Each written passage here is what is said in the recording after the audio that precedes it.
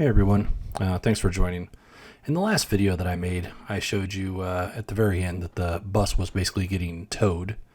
And basically we were coming back from a camping trip, and I had noticed prior to leaving from the camping spot that my overflow for the radiator had kicked out about a gallon of coolant, and then it had stopped, and I didn't think anything of it. So as we drove the bus and I went down the road a little bit further, I got a check engine light, which I assumed was related to basically being low on coolant. And so when I had pulled over and I checked it, we were a little bit low on coolant, and I'd refilled it. It probably took less than a gallon, which was pretty expected because that's what I had lost at the campground prior to leaving. About 30 minutes down the road, I noticed that I got the light again.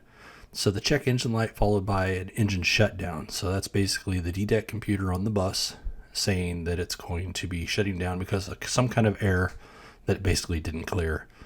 And you saw that in the video of our drive at the very end of the drive, and I assumed it was just coolant, which was kind of strange though because it had already drained some coolant out and I'd put some back in.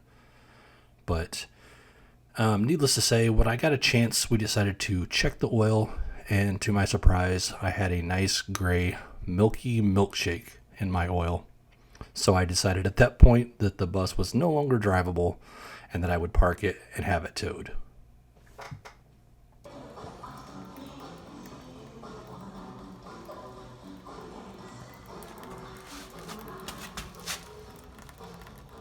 That is some nasty looking oil. So of course that's oil mixed with antifreeze. And here are just some of the other buckets of what came out of there. The engine was completely filled with all the coolant and stuff. So we're in the process now of basically tearing it into the engine here. We're going to take the lower pan off and see if we can identify which component has failed and derive basically a procedure forward of the parts that I need to buy, and also how we're going to get it fixed.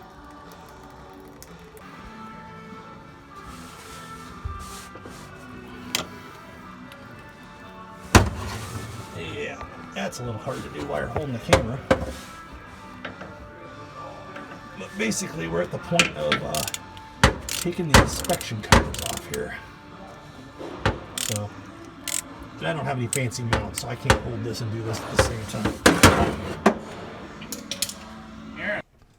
So after draining the oil and antifreeze slurry out of the engine, I pulled the inspection covers and verified that there was indeed coolant on top of the cylinders, which basically means that I have a problem with the top end, whether it was a gasket, an O-ring that had failed, or the head itself.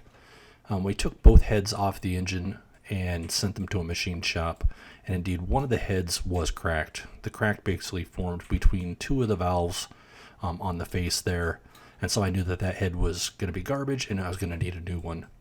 The other head had some botch work done to it when someone tried to repair the exhaust manifold bolts. And on these heads, the exhaust manifold bolts go into the water jacket, so over time those bolts were actually leaking out coolant as well. So I figured, you know what, I might as well get two new heads and go from there. All right, so we're back down at the bus today, and what we've done now is I pulled off the number 5 journal, and we inspected the bearing. The bearing looks good. Thrust washers look good. There's nothing really wrong with it, but since I'm down here on the bottom end, we decided that we're going to go ahead and replace them anyways, just because that's what everybody said to do, and it makes good sense. Also pulled the rod bearings off, and we'll do those as well. But just pulling these few off, so number 5 and number 4 journal looks good, and then the 4 right here on the rod also looked good, but we'll replace them anyways. Well, after we developed a game plan on what we were going to do to fix the engine, we got 2 new heads, and I'd sent them off to the machine shop just to verify that they were indeed set up and they were good heads and they were going to get us any kind of issues at all. But the next step was basically to move toward the cleaning phase of the process, and that was basically taking all the components that had come off the engine and to give them good scrubbing so that they were clean going back into the engine. One thing I realized very quickly was that the Detroits here, they are some dirty and oily engines. I mean, this one comes out of a 1989, so it's had years and years of, road grime and oil, and everything's kind of caked onto it. And since we're working in close proximity, I definitely got dirty. And there's a couple images here just of the process of doing some cleanup and what it really means to work on these engines.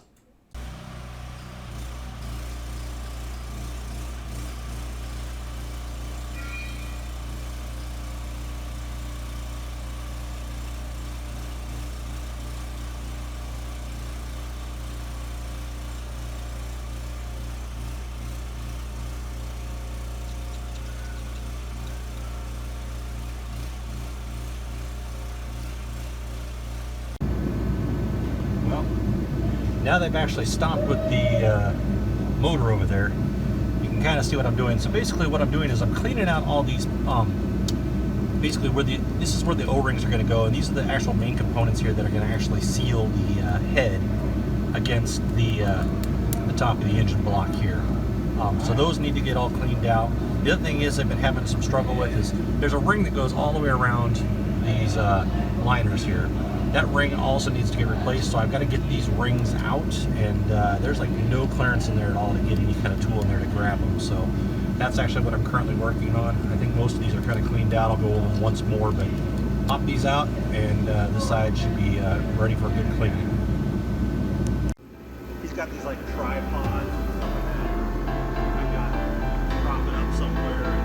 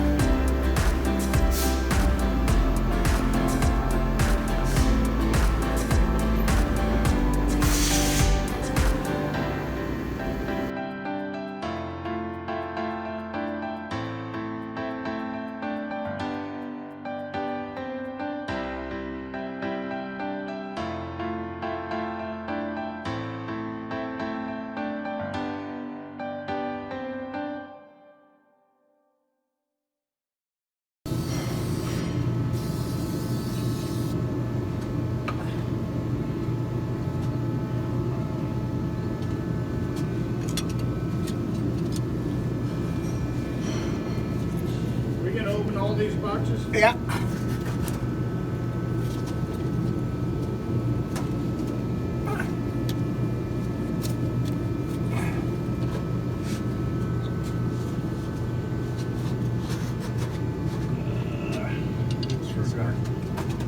That one. Smaller one, but.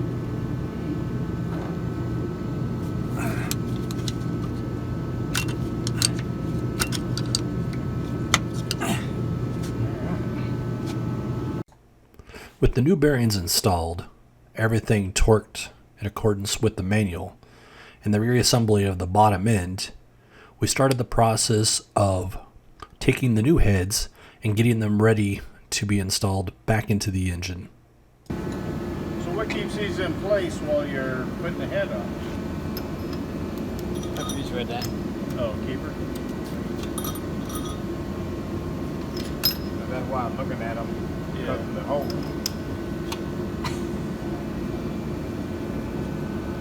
So those have to be, the hole has to be down. Yeah, because this is your oil channel. Yeah. Okay. Up here, it's like a gasket. So if you get all the oil up here, then it's going to come out. So you said the oil, the hole's on the bottom here? Yeah. Okay.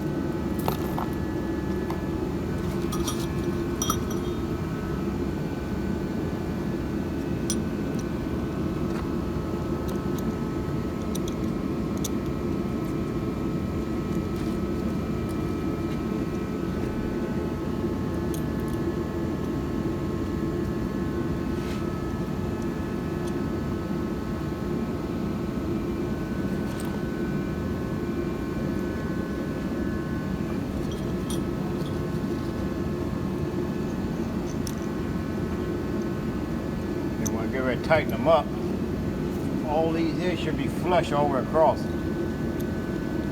All of these? Yeah. Because they're going to put pressure on the springs, right? Yes. Yeah. Then if they ain't flush, sometimes you might have to take a hammer and bend that, or you just tap on them and pull right on down. Yeah.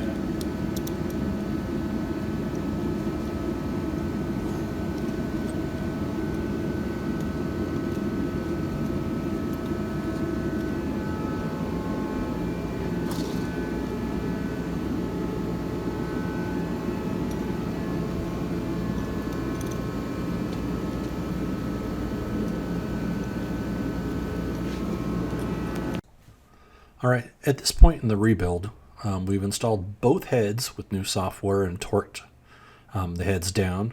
We started the process of doing the adjustments on the valves and the injectors.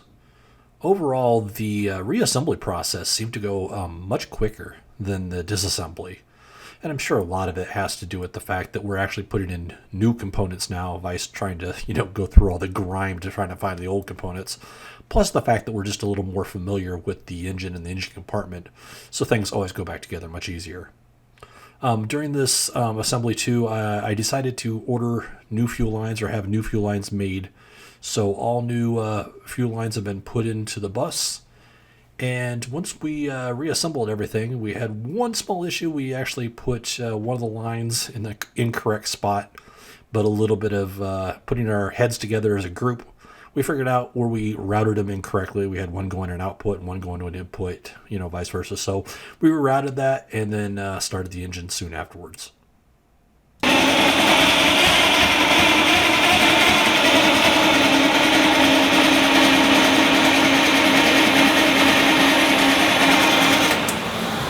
That's much better Yep.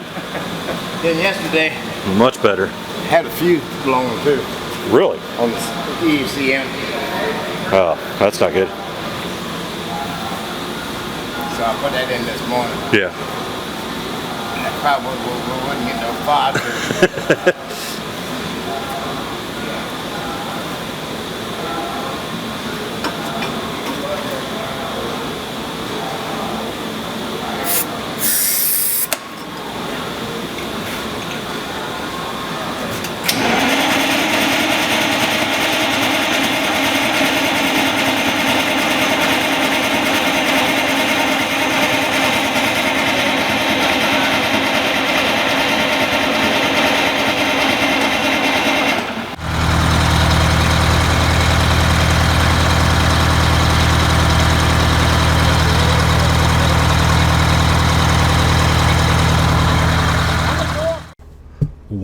what an experience this has been. I have learned so much during this disassembly and the reassembly of this engine. It's one of those things that, it always looks a little easier when you see it on YouTube or stuff like that, but when you actually get into it, it's actually can take quite a bit of effort, and it's really good to have people that know what they're doing and other friends to help you out.